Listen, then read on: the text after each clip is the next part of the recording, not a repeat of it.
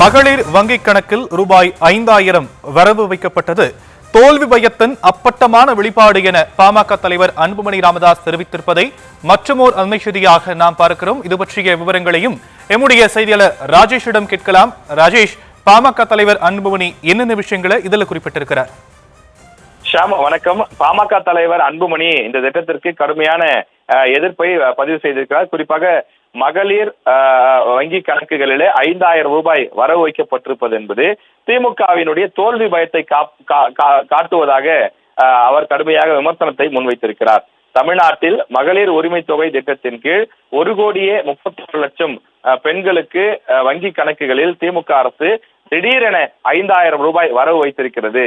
மகளிர் உரிமை தொகை திட்டத்தின் கீழ் மாதம் 1000 ரூபாய் வழங்கி வந்த திமுக அரசு பிப்ரவரி மாதத்திற்கான தொகையுடன் மார்ச் ரூபாய் 2000 முன்பணமாகவும் கோடைகால சிறப்பு தொகுப்பாக 2000 ரூபாயும் சேர்த்து இந்த 5000 கொடுத்திருப்பது என்பது ஆட்சி கையை விட்டு போவது உறுதியானதை உணர்ந்து கொண்ட திமுக தோல்வியினுடைய வெளிப்பாடாகவே இதனை செய்திருக்கிறது என்றும் அவர் குறிப்பிட்டிருக்கிறார்.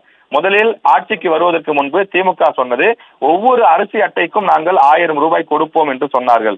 ஆனால் ஆட்சிக்கு வந்து 2 ஆண்டு காலமாக அந்த திட்டத்தை செயல்படுத்தவில்லை.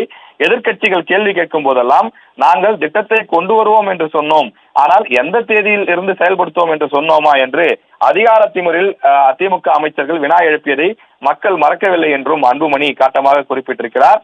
இப்போதும் அனைத்து மகளிருக்கும் இந்த தொகையை வழங்காமல் குறிப்பிட்ட சில பிரிவினருக்கு மட்டும் வழங்குவது என்பது ஏற்றுக்கொள்ள முடியாது எனவும் அவர் குறிப்பிட்டிருக்கிறார். மேலும் தேர்தல் வரும்போதெல்லாம் பொங்கல் பரிசு வழங்குவதும் தேர்தல் வரும்போதெல்லாம் இது போன்று பணம் கொடுப்பதுதான் திமுகவினுடைய வாடிக்கை என்றும் அவர் கடுமையாக விமர்சனத்தை முன்வைத்திருக்கிறார். ஏற்கனவே பால் கட்டணம், மின்சார கட்டணம், பேருந்து கட்டணம் என்று பல்வேறு கட்டணங்கள் உயர்த்தப்பட்டிருக்கக்கூடிய நிலையில மக்கள் கடும் சிரமத்தில் இருப்பதாகவும் அதனை மறைப்பதற்காக இந்த பணம் வழங்கப்பட்டிருப்பதாகவும் அன்புமணி குறிப்பிட்டிருக்கிறார். மேலும் தமிழ்நாட்டில் 10 லட்சம் கோடி கடன் இருக்கக்கூடிய சூழ்நிலையில் மேலும் 6550 கோடியை கடனாக வாங்கித்தான் இந்த தொகையை முதலமைச்சர் வழங்கியிருக்கிறார். இந்த கடனும் தங்கள் தலையில் தான் விழும் என்பதை தமிழ்நாட்டு மக்கள் நன்கு அறிவார்கள் என்றும் அன்புமணி தன்னுடைய பதிவிலே குறிப்பிட்டிருக்கிறார். மே மாதத்தில் வரும் தேர்தல் முடிவு அதனை உறுதி செய்யும் என்றும் அவர் குறிப்பிட்டிருக்கிறார்.